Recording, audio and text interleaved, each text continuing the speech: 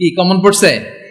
ইন্নাল্লাহা ইয়া'মুরু বিল আদলি ওয়াল ইহসান ওয়া ইতাই যিল কুরবা ওয়া ইয়ানহা আনিল ফাহশাই ওয়াল মুনকারি ওয়াল বাগি ইয়াইদুকুম লাআল্লাকুম তাযাক্কারুন। মুখস্থ আছে না সবার?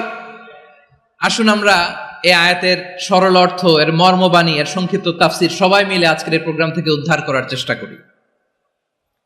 আপনারা মনোযোগী আছেন তো? ইনশাআল্লাহ। এই আয়াতটা অনেক কম্প্রিহেন্সিভ একটা আয়াত। সাইয়েদনা আব্দুল্লাহ ইবনে মাসউদ রাদিয়াল্লাহু তাআলা আনহু উনি বলেছেন, ইন্নাহা মিন আজমাই আয়াতিল কুরআন। এটা কোরআনের সবচেয়ে জামে মানে আয়াত। যদিও ছোট্ট আয়াত, অল্প কিছু কথামালা, কিন্তু তিনি বলতেন এটা কোরআনের সবচাইতে জামে মানে সবচেয়ে কম্প্রিহেন্সিভ একটা আয়াত, যেখানে কথা কম, শব্দ কম, কিন্তু এটার দোতনা, এটার আবেদন, এটার মিনিং অনেক বেশি। সুবহানাল্লাহ। এই আয়াতে আল্লাহ তাআলা বেসিক্যালি আমাদেরকে তিনটা বিষয়ে আদেশ করেছেন আর তিনটা বিষয়ে বারণ করেছেন, মানে নিষেধ করেছেন। আওয়াজ করে বলুন, আদেশ করেছেন কয়টা? প্রিয় চট্টলার ভাইয়েরা, আমার মতো এই যে তিন আঙ্গুল উঁচু করে বলেন, আদেশ করেছেন কয়টা? আবার নিষেধও কয়টা? মানবো তো আমরা ইনশাআল্লাহ? বলেন সবাই। 3 do's and 3 don'ts, do's and don'ts, তিনটা আদেশ, তিনটা নিষেধ। এই তিনটা আদেশ আর তিনটা নিষেধের ভেতরে আল্লাহ তাআলা গোটা ইসলামী শরিয়ার মূল নির্যাসকে ঢুকিয়ে দিয়েছেন। সুবহানাল্লাহ। এই ছোট্ট একটা আয়াতে গোটা ইসলামী শরিয়ার, the gist, the cream of the creams, গোটা ইসলামী শরিয়ার মূল নির্যাসকে আল্লাহ ঢুকিয়ে দিয়েছেন।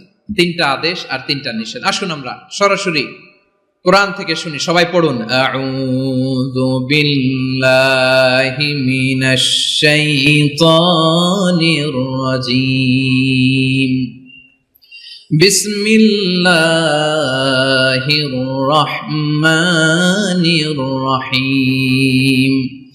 ইন্নাল্লাহা ইয়া'মুরু বিল আদলি ওয়াল ইহসানি ওয়া ইতাই যিল কুরবা ওয়া ইয়ানহা আনিল ফাহশাই ওয়াল মুনকারি ওয়াল বাগি ইয়াইযুকুম লাআল্লাকুম তাযাক্কারুন।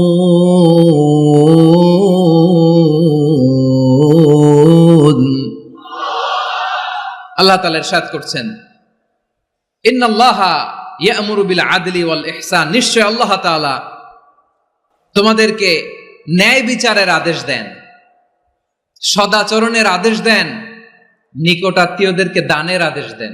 আদেশ কয়টা? আওয়াজ করে সবাই বলুন তো কয়টা? নিশ্চয় আল্লাহ তাআলা তোমাদেরকে ন্যায় বিচারের আদেশ দেন, সদাচরণের আদেশ দেন, তিনি তোমাদের নিকট আত্মীয়দেরকে দানের আদেশ দেন, আর তিনি তোমাদেরকে অশ্লীলতা থেকে নিষেধ করেন, মন্দ কাজ থেকে নিষেধ করেন, অবাধ্যতা সীমা লঙ্ঘন থেকে নিষেধ করেন।